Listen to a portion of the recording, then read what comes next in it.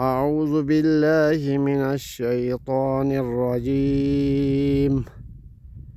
بسم الله الرحمن الرحيم.